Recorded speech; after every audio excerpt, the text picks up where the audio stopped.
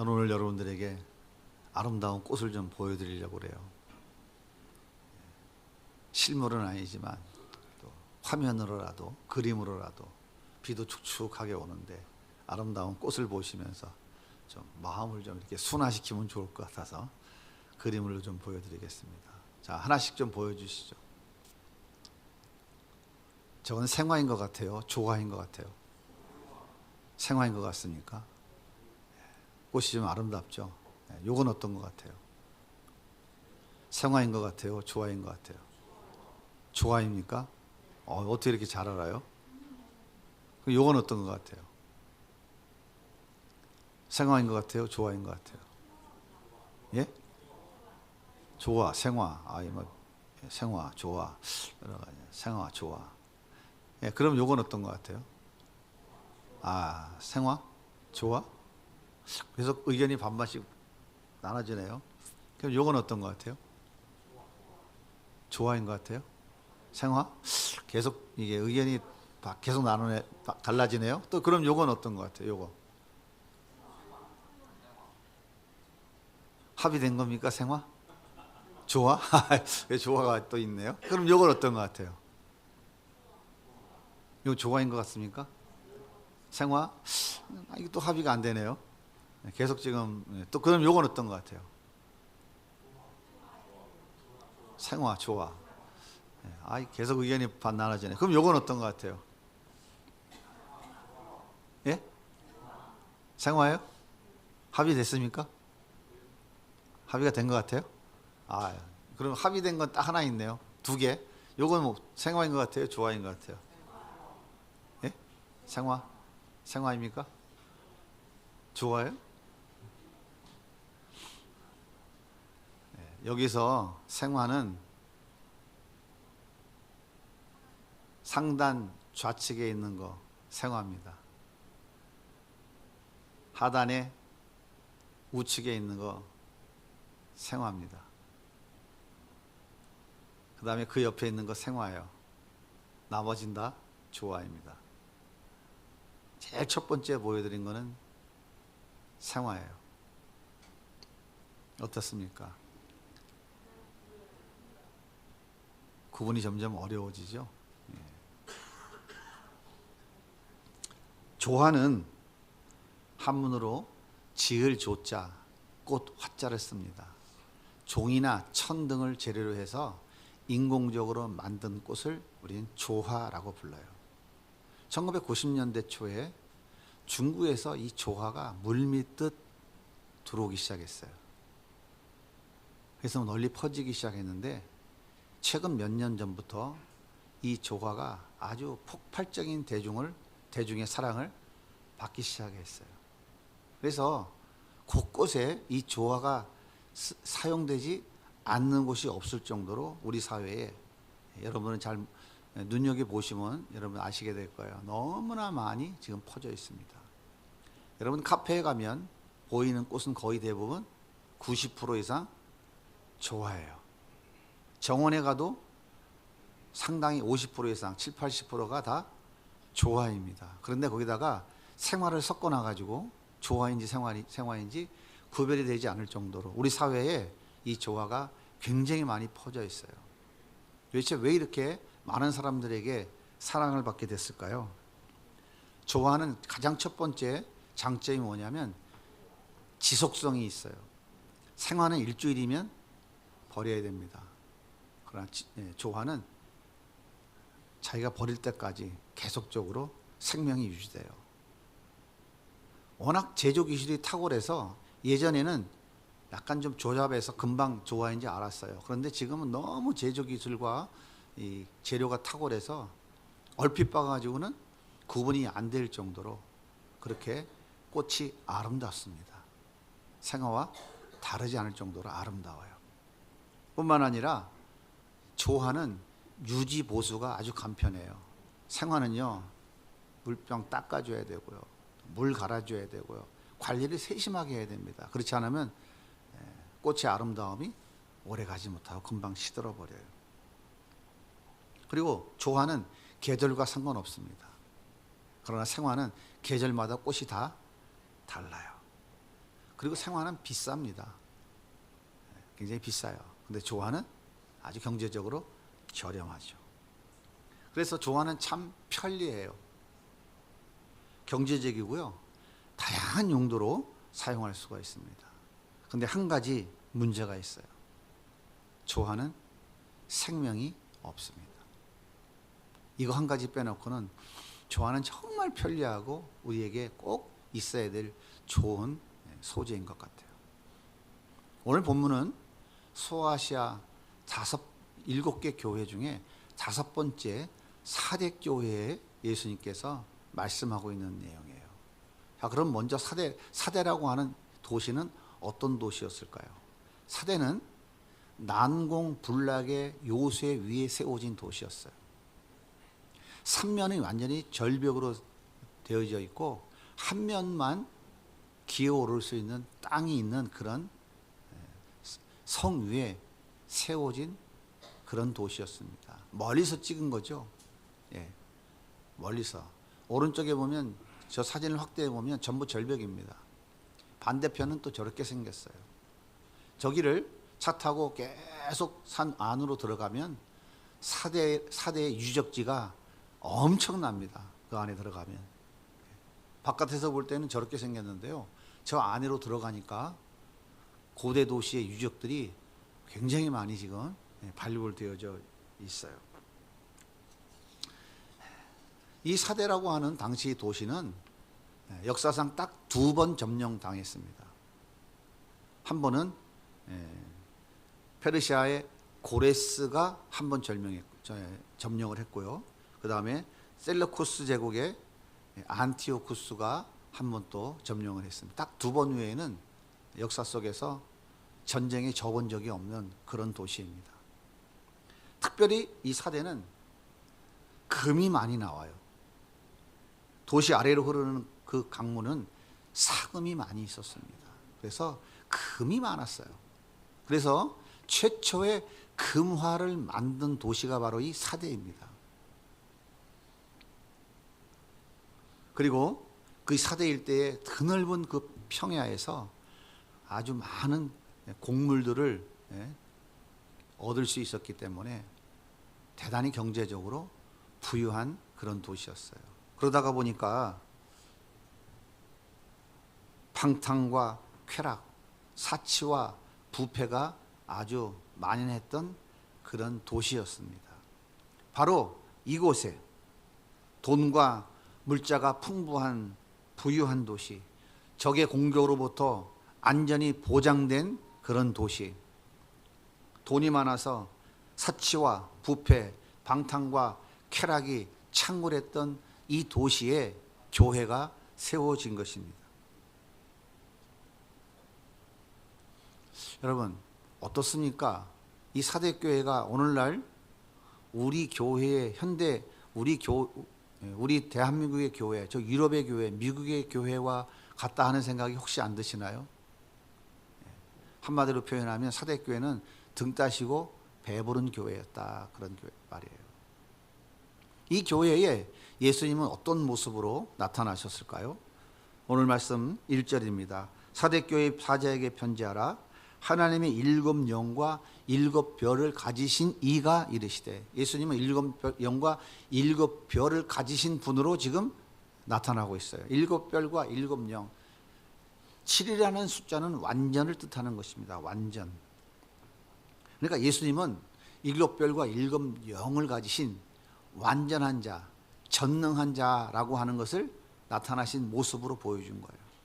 지금 전능하신 예수님이 사대교회에 지금 나타나신 거예요.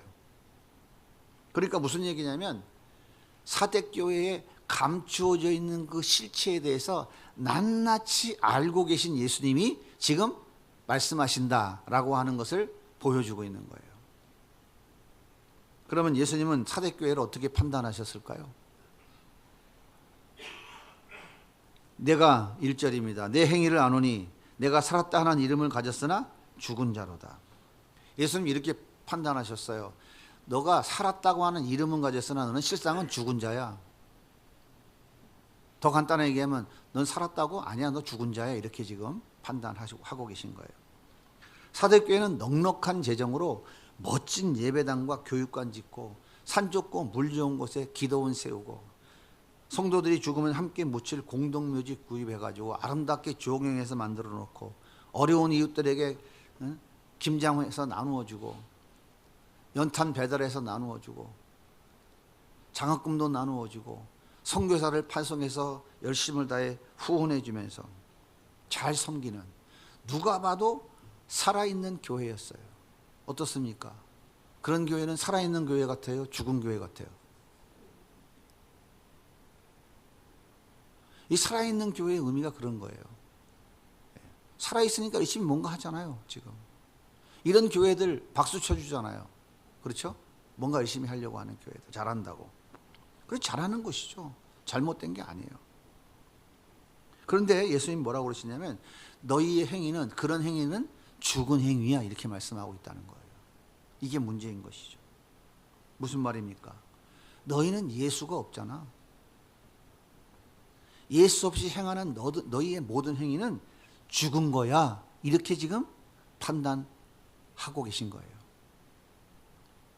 예수 없이 예배당 멋있게 지고, 예수 없이 기도원 짓고, 예수 없이 구제하고 헌신하고 봉사하고 선교하고 하는 모든 것은 뭐냐면 살아있는 것이 아니라 그건 죽은 거야, 그렇게 예수님이 말씀하고 계신 거야, 그런 말이에요. 바리새인들은요, 우리는 10의 2조들입니다. 우리는 일주일에 2번씩 금식합니다. 우리는 율법과 규례와 법도를 잘 지킵니다. 우리는 모든 사람들이 저 사람들은 의인이야, 반드시 천국 갈 사람이야, 그렇게 인정해 주는 사람들입니다.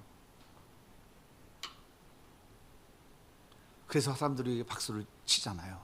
그렇게 큰 소리 쳤던 사람이에요. 그런데 예수님이 뭐라고 판단하십니까? 너희가 살아있는 것 같으니 너희는 죽은 자들이야. 너희 안에 예수가 있니? 너희 예수 없잖아, 이렇게 판단하셨다고요. 오히려 모든 사람의 손가락질을 받던 삭개오, 인간 말종 매국노라고 얼굴에 침을 뱉었던 그 삭개오에게 예수님은 뭐라고 판단하십니까? 너도, 이 사람도 아브라함의 잔손이니라, 그렇게 판단하셨어요. 그의 겉으로 드러나는 행위는 아무것도 없지만 그 안에 삭개오에게는 뭐가 있다고요? 예수가 있다고. 그러니까 너는 아브라함의 후손이야 라고 말씀하시는 거예요. 따라서 예수님께서 사대교회를 향해 너는 살았다 하는 이름을 가졌으나 죽은 자야 라고 말씀하시는 것은 살아있는 교회인 것처럼 뭔가 열심을 다해 일하고 있지만 실상은 너희 안에 예수가 없어. 그래서 너희는 죽은 자야 라고 말씀하고 계신 거예요. 이어서 이렇게 말씀하십니다. 3장 2절입니다. 너는 읽게요. 그 남은 바 죽게 된 것을 굳건하게 하라. 네 하나님 앞에 내 행위에 온전한 것을 찾지 못하였느냐. 내 행위에 온전한 것을 찾으라고 그래요. 내 행위에 온전한 것을 찾으라는 얘기는 윤리 도덕적으로 완전해지라는 얘기가 아닙니다.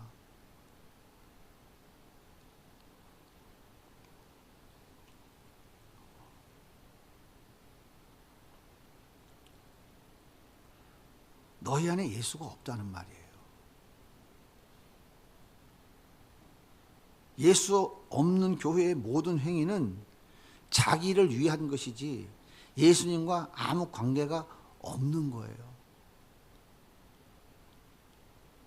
이런 사람은 성도라는 껍데기는 있지만 영이 죽은 상태인 거예요. 사대교회는 화려한 예배당 짓고 이웃을 구제하고 선교사 파송하고 윤리 도덕을 잘 따르면 살아있는 자, 즉 구원받아 천국에 갈 수 있다고 믿었어요.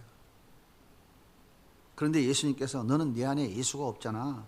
그래서 넌 죽은 자야. 살아있는 자인 것처럼 착각하고 살아가고 있는 거야.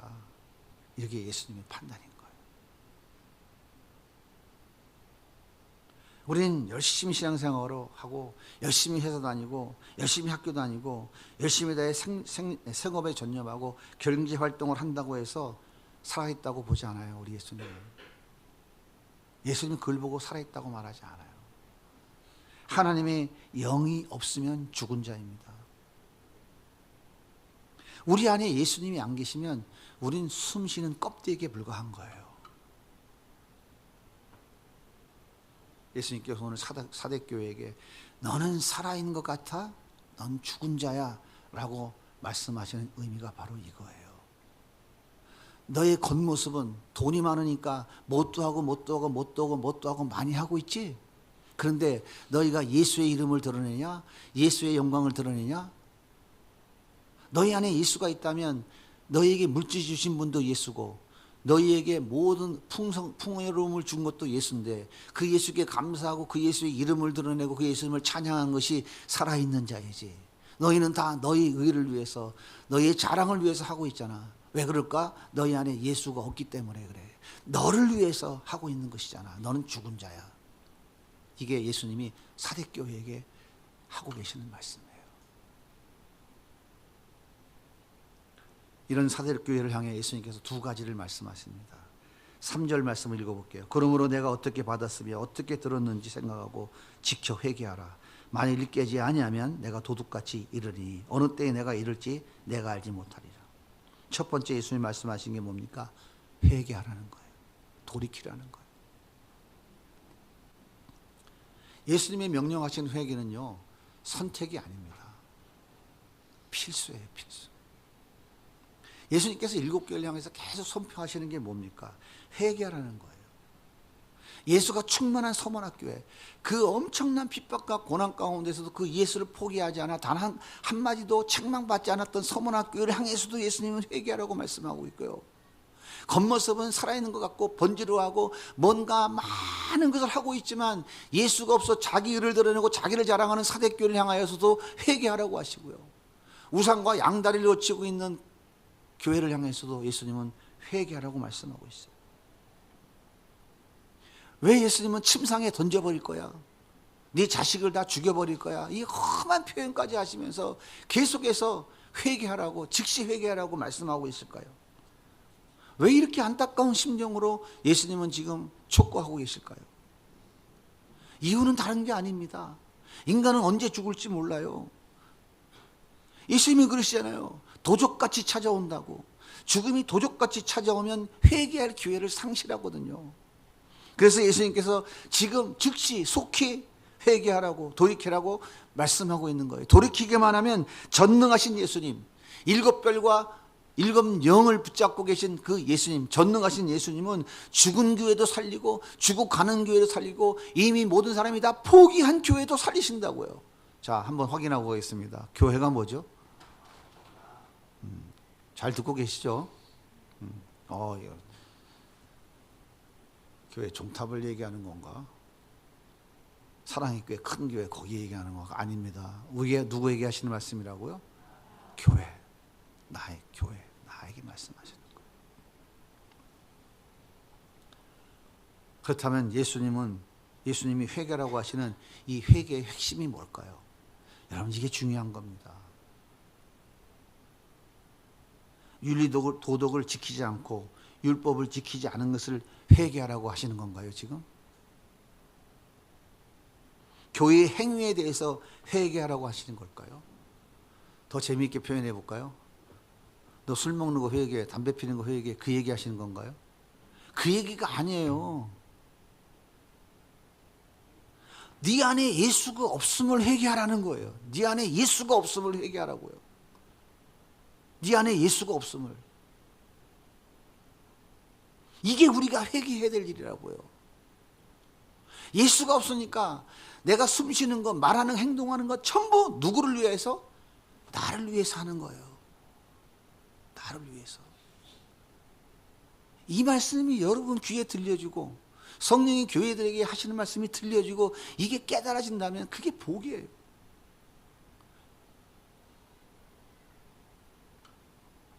예수 생명이 없는데 예수님이 도적같이 임하면 어떻게 됩니까? 지옥의 판결을 면할 길이 없는 거예요. 오늘 주님이 오실지 내일 주님이 오실지 모르잖아요, 우리는. 근데 언제 올지 기약 없다고 수천 년 살 것 같은 우린 자세로 살아가고 있잖아요. 그래서 겉모습은 신자와 같이 뭔가를 열심히 하고 있지만 예수가 없는 성도들에게 너는 죽은 자야, 너는 예수가 없잖아, 회개해야 돼, 라고 말씀하고 계신 거예요. 그러므로 예수님께서 회개하라고 하는 것은 내가 너를 얼마나 사랑하는지 아니? 난 너를 지옥에 보내고 싶지 않아. 그러니까 예수 생명을 회복해라. 이렇게 말씀하고 계시는 거예요. 이것이 예수님의 마음이라니까요. 예수님이 뭐가 아쉬워서 우리에게 지금도 그렇게 말씀하고 있어요. 먼지 같고 티끌 같은 존재, 하나님의 형상으로 창조한 그런 인간들이 그 하나님을 향하여 대적하고 반역해서 하나님 자리에 오르려고 했던 그 인간들, 도저히 용납할 수 없고 용서할 수 없는 그 죄인들을 향하여 예수님께서 돌이키라고 얘기하는 거예요. 돌이키라고, 회개하라고. 이게 인간이 할 수 있는 건가요? 이것이 예수님이 우리를 향한 사랑이라고요. 그래서 하나님은 사랑이다라고 얘기하고 있는 거예요. 근데 듣지를 못하는 거예요. 듣지를 못하는 거예요. 그리고 예수님이 두 번째 말씀하십니다. 4절에 그러나 사대에 그 옷을 더럽히지 아니한 자 몇 명이 내게 있어 흰 옷을 입고 나와 함께 다니니 그들은 합당한 자인 영고라. 옷을 더럽히지 않은 자, 살아있는 자가 몇 명이 있다는 거예요. 그 사대교회 안에 살아있는 자가 몇 명이 있다는 거예요. 옷을 더럽히지 않는다는 말은요, 윤리 도덕적 행위가 깨끗한 사람을 말하는 게 아닙니다. 예수 믿고 구원받아서 깨끗한 사람이 있습니까? 죄 안 짓는 사람이 있어요? 예수 믿고 난 구원받아 천국 갑니다 큰 소리 치는 사람도 숨만 쉬면 다 죄 짓고 있잖아요. 아닌 것 같아요? 아닌 것 같다고 생각하시는 분은 착각하고 계신 거예요. 사대교회 교훈하고 똑같은 거예요. 이게 문제라니까요. 이게.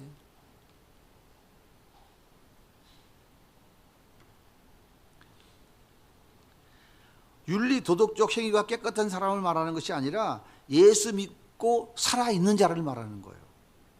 다시 말해서 예수가 있는 자를 의미하는 거예요. 여러분 보세요. 이 몇 사람은 어떻게 이 생명이 있었을까요? 어떻게 생명이 있었을까요? 그 많은 사람들이 예수님은 생명 없다고 그러는데 이 몇 명, 이 사람들은 생명이 있다고 그러잖아요. 이 사람들은 도대체 어떻게 생명을 받았어요? 많은 사대교회 성도들이 행하는 그 행위에 거꾸로 행했을까요? 아니란 말이에요. 똑같이 다 했다고요. 같은 교회 성도들이니까. 그런데 그 중에서 이 몇 명은 살아있대요. 왜 그럴까요? 예수님은요, 예수 믿는 자들의 행위와 관계없이 의롭다고 인정해 주신다고요. 예수님은 예수 믿고 의로운 자가 되었기 때문에 깨끗하다고 인정하시는 거예요. 여전히 죄덩어리 죄인이라니까요. 예수님은 예수를 믿는 믿음이 탁월하기 때문에 깨끗하다고 인정하는 것이 아니에요. 그들의 믿음이 대단해서 천국 가는 것이 아니라 예수님이 주신 믿음으로 천국까지 그들과 동행하고 계신 거예요. 모두가 예수 없는 자들, 예수가 있는 척하는 자들이지만 그 중에서 예수님이 의롭다고 인정해 주신 몇 사람이 거기에 남아 있었던 거예요. 여러분, 수없이 많은 예수 믿는다고 하는 성도들이 있지만 그 사람들이 다 천국 갈 것 같아요? 그 중에 예수님이 의롭다고 인정해 준 자들이 구원받고 그들이 천국 가는 거예요.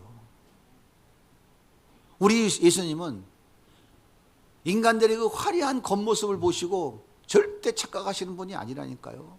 그 완전하신 전능자 예수님은 그 사대교회 성도들 속에서 정확하게 실체를 보고 지금 판단하고 계신다는 거예요. 그래서 그 중에 진짜 예수가 있는 자 몇 명이 있다고 지금 말씀해 주고 있는 거예요. 사형리 믿으면 다 천국 갑니까? 이래도? 한번 생각해 보세요.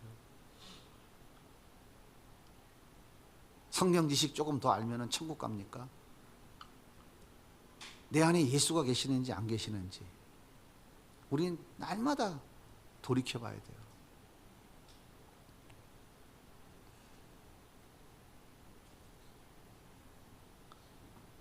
여러분 삶 속에 나타나는 행위는 예수님을 위한 것인지 아니면 나를 위한 것인지, 예수님의 이름을 높이기 위한 것인지, 아니면 나의 이름을 높이기 위한 것인지, 나의 유익을 위한 것인지. 나를 위한 것이라면 너는 살았으나 죽은 자라고 하시는 예수님 말씀에 반응해야 돼요. 그 반응은 회개하는 겁니다. 그러나 진정으로 예수를 위한 것이라면 예수님이 의롭다고 인정해 주신 믿음이 있는 사람이에요. 사랑하는 여러분, 조화는요, 겉모습이 생화처럼 화려하고 아름답습니다. 조화는 매우 편리하고 다양한 유익이 있어요. 하지만 조화는 생명력이 없습니다. 그래서 조화는 꽃의 본연의 향기가 없어요.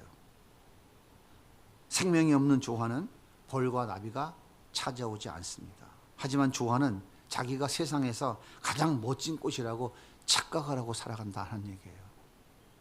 마찬가지로 우리의 겉모습이 정말 믿음 좋은 사람처럼 보여도 예수의 생명이 없으면 죽은 것입니다. 우리의 겉모습이 바리새인처럼 자타가 공인하는 교인이라 할지라도, 목사이고 장로이고 권사이고 집사이고 무슨 직분을 받았다 할지라도 예수가 없으면 살았으나 죽은 자라는 판단을 면치 못합니다. 그래서 예수님께서 꼭 이겨서 회개하고 돌이켜서 내가 너에게 주는 세 가지 복을 받으라고 말씀하는 거예요. 자, 오늘 말씀 5절 같이 읽어보겠습니다. 시작. 이기는 자는 이와 같이 흰 옷을 입을 것이요,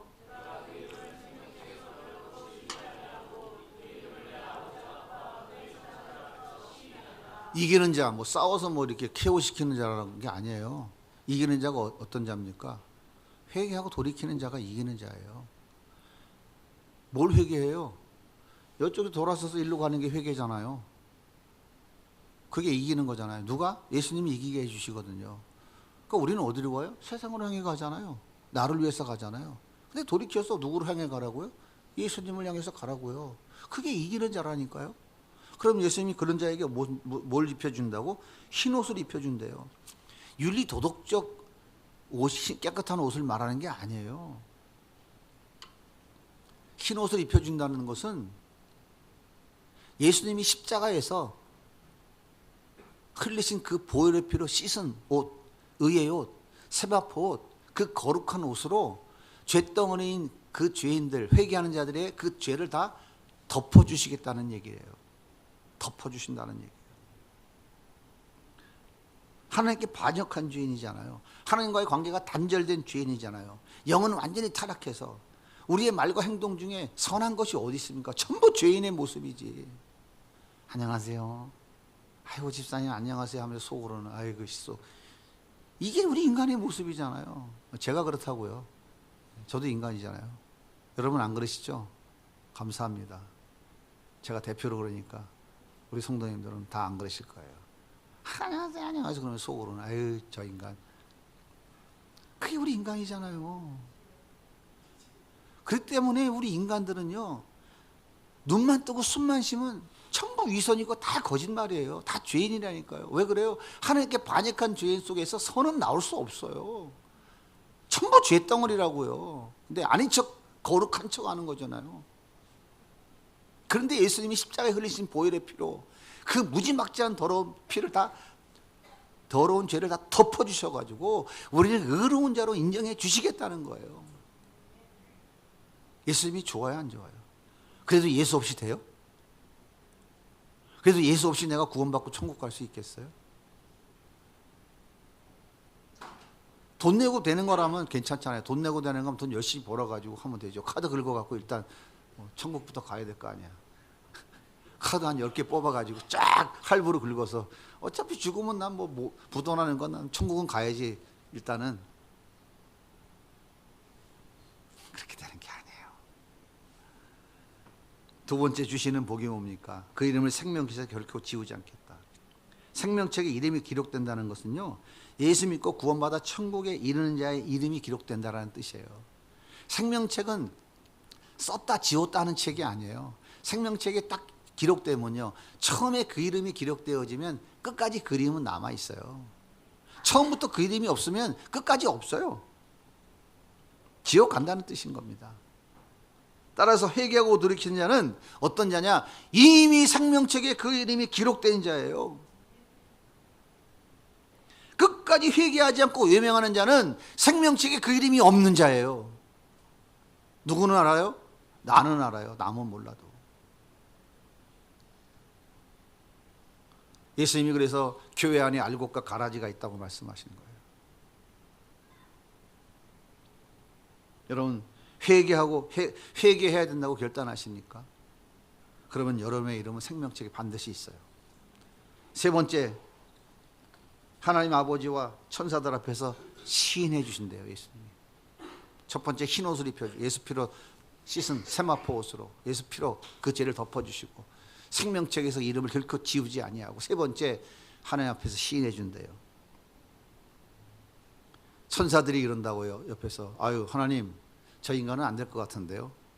쟤는 빼버려야 될 것 같아요. 이런단 말이에요. 그때 예수님이 어떻게 한다고요? 손바닥을 딱 냅니다. 옆구리 옷을 훌렁. 여기 뭐가 있어?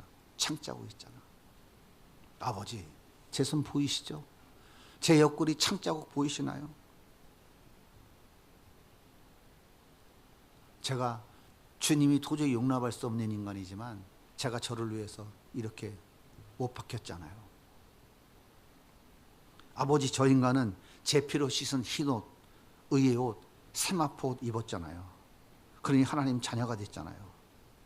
하나님 자녀 맞습니다. 이렇게 인정해 주신다는 거예요. 누가요? 석가가? 마호멧이? 남녀호랭개교가? 예수님이. 우리 예수님이. 우리가 하나님 앞에서 인정받을 만한 조건이 뭐가 있어요? 우리 솔직히 까놓고 한번 얘기해 보자고요. 저는 없어요. 여기 이 자리에 서 있는 것만 해도 하나님의 은혜죠. 농담이 아니라 진짜예요. 하나님 앞에 인정받을 만한 아무런 조건과 자격이 없는 존재들이에요. 하지만 우리가 회개하면 우리의 이름을 하나님과 천사 앞에서 예수님이 시인해 주신다는 거예요. 권동현, 윤병선, 배서한, 송가은, 우리 이름을 한 사람 한 사람 불러주시면서 아버지, 제 피로 씻음받은 의인입니다, 이렇게 인정해 주신다고 약속하고 있는 거예요. 어떤 자들에게? 회개하고 돌이키는 자에게. 뭘 회개하라고요?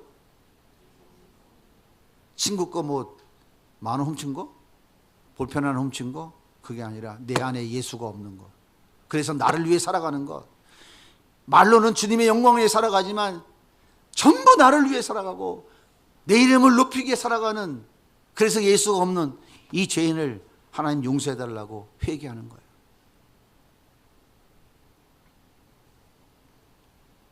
여러분, 이 좋으신 예수님을 사랑하십니까? 잘 모르시겠어요? 걱정하지 마세요. 앞으로 계속 제가 죽을 때까지 예수님 얘기만 할 거니까.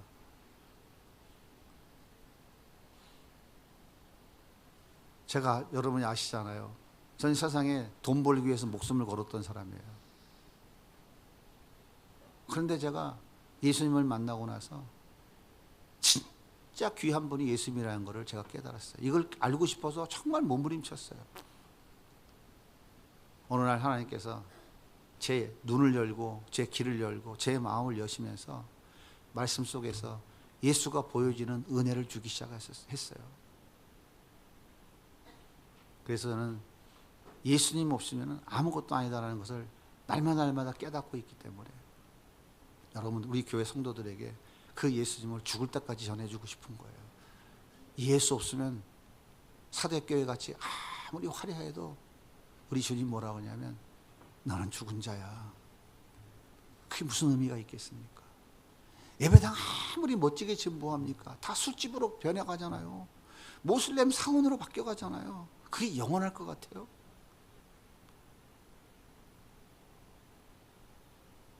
우리가 이 좋으신 예수님과 함께 살아가면 얼마나 행복하겠어요. 좋아하는 생명이 없어요. 그래서 꽃에 향기가 없어요. 맛도 느낄 수 없습니다. 왜요? 생명이 없기 때문에.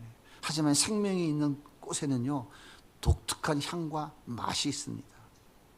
그래서 이 맛을 아는 사람들은요, 동년, 목련, 동백, 카모마일 차 한 잔 저거 가니까 뭐 6,000원, 7,000원 받대. 그 꽃 몇 송이 말려가지고 그 라벤더, 페퍼민트, 히비스커스, 장미, 국화, 자스민, 다양한 종류의 꽃차를 즐겨요. 그 향을 맡으면서. 제가 여기 세 가지 사다 놨으니까 오늘 점심 때 꼭 한 가지씩들 드셔보세요. 카모마일하고 뭐죠? 자스민인가? 뭐 하여튼 세 가지 제가 사다 놨습니다. 예수 생명이 없는 세상에는요, 기가 막힌 맛이 너무너무 많이 있어요. 돈 맛을 아는 사람은요, 끝내줍니다. 돈이 인생의 중심이에요. 모든 것이 다 돈으로 시작해서 돈으로 끝어요. 이 돈 맛을 알면 기가 막힙니다. 니들이 개 맛을 알아? 개 맛을 알아보십시오. 끝내줍니다. 고기 맛을 알아요? 끝내줍니다. 얼마 전에 건강검진 갔더니 의사가 뭐라 하면 내시경을 딱 보면서, 목사님은 이 위가 고기를 무지무지 좋아하는 위네요 그러더라고. 난 처음 들어봐서 그런 얘기를.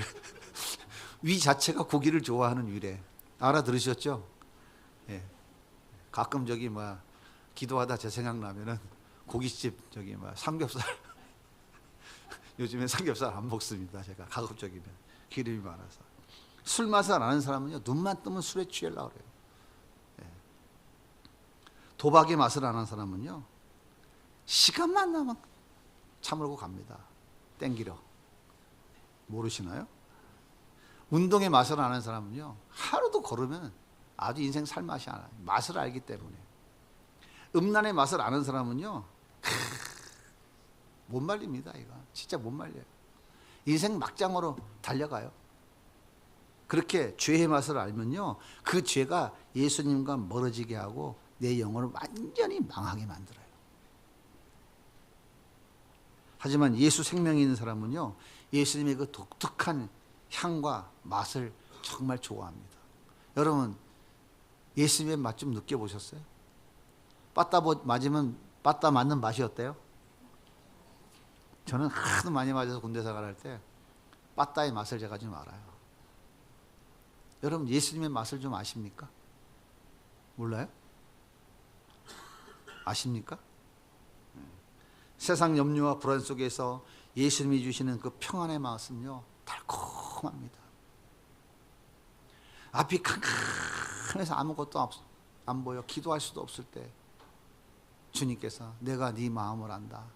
그 위로의 8글자, 그 8글자의 한 토막이 얼마나 맛있는지, 그 맛을 평생 잊을 수 없어서 오늘까지 온 거예요.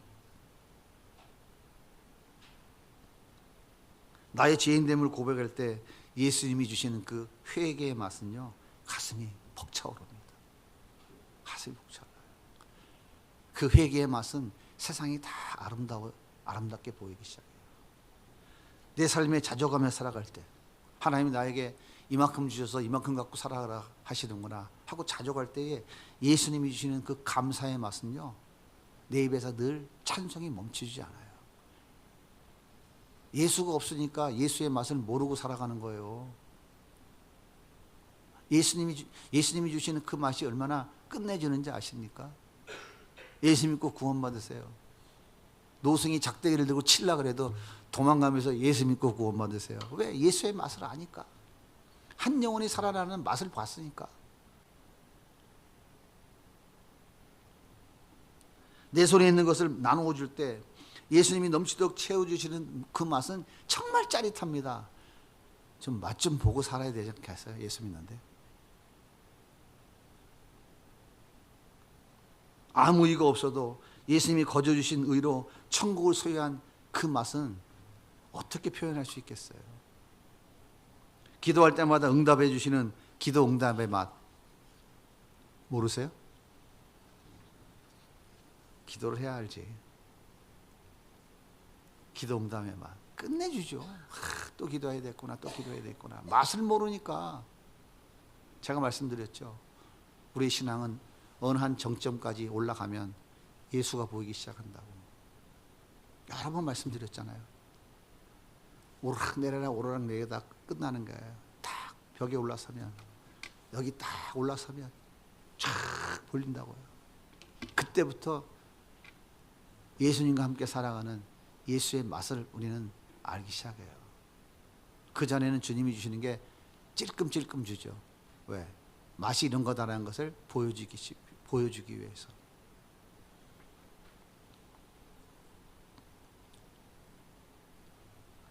그런데 우리는 이상하게도 예수님이 주시는 맛보다 죄악의 맛을 더 좋아해요.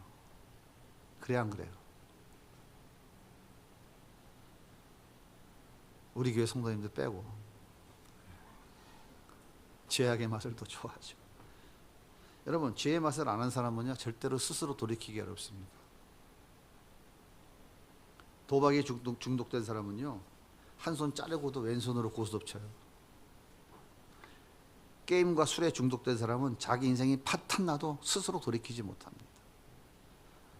우린 누구도 죄의 맛을 벗어날 수가 없어요.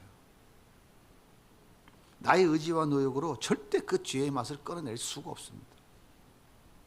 그래서 우리를 사랑하신 예수님께서 우리가 끊지 못하는 그 죄의 맛을 없애주시고 끊어주시기 위해서 우리에게 무슨 맛을 보여주실까요? 징계의 맛을 보여주신다고요. 징계의 맛.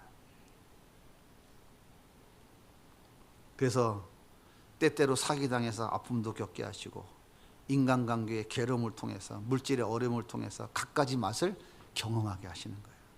그래서 죄의 맛을 누리는 것보다 주님의 사랑의 맛이, 사랑의 매의 맛이 더 두렵구나, 이거를 갖다가 각인시켜줘서 죄의 맛을 버리게 만드시는 거예요.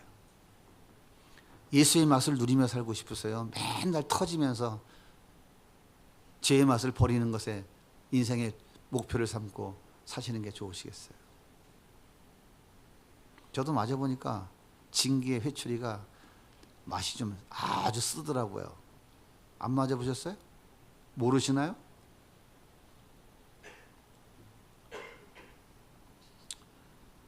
우리 교회에 주님이 주신 특별한 맛이 있잖아요. 캠프를 준비할 땐 여러 가지로 힘든 일이 많죠. 시간도 물질도 열정도 쏟아야 되고 금식하며 기도도 해야 되고 다음 달도 한 달 동안 릴레이 금식기도 하자는데 힘들잖아요. 3박 4일 동안 잠도 못 자고 섬겨야 되고. 그런데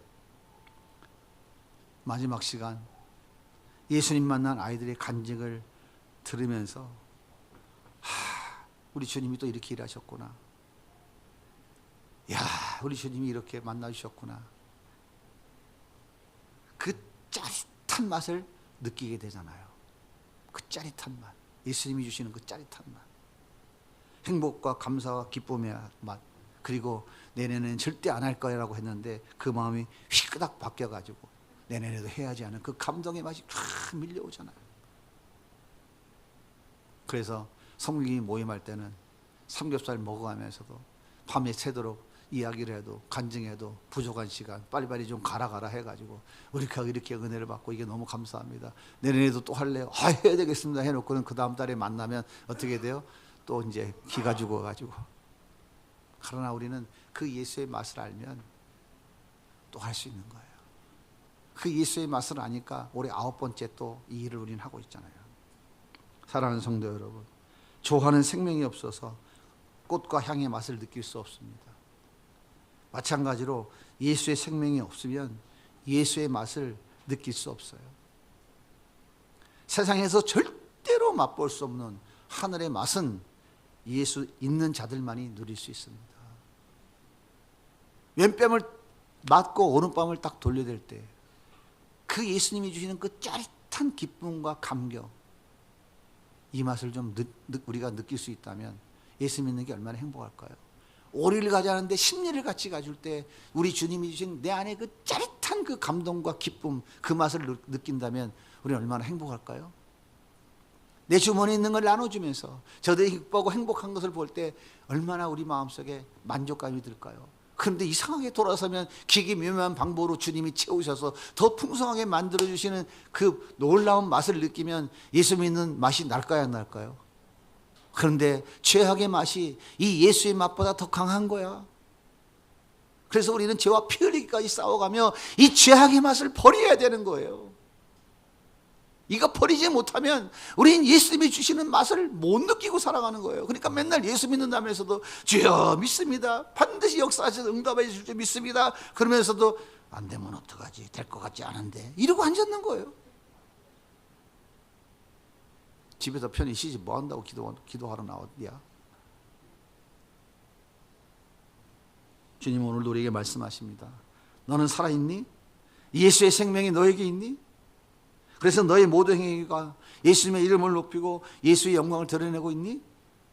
그렇지 않고 너의 이름을 드러내고 너의 영광을 드러내고 있는 것이라면 너는 살았지만 죽은 영혼이야. 지금 즉시 회개하고 돌이켜라. 이게 예수님이 오늘 우리에게 하시는 말씀이에요. 그러면 내가 흰 옷을 입혀줄게. 너의 모든 죄를 다 덮어줄게. 그리고 생명책에서 내 이름을 절대 지우지 않을 거야. 그리고 아버지 앞에서, 천사들 앞에서 내가 너희가 하나님의 자녀 된 것을, 의로운 자 된 것을 내가 절대로 인정해 줄게. 이렇게 이기는 자, 회개하고 돌이키는 자들은 예수님이 주시는 맛을 누리며 살아갈 수 있어요. 그 맛은 내 삶에서 누리는 평안의 맛, 감사와 기쁨의 맛, 나눠주면서 더 풍성하게 채워주시는 그 맛, 이 세상에서 그 무엇도 얻을 수 없는 예수님이 주시는 그 맛을 누리며 살아가게 되는 거예요. 세상에 줄 수 없는 참된 맛, 예수 맛, 이 복을 누리며 살아갈 수 있기를 예수님 이름으로 축복합니다.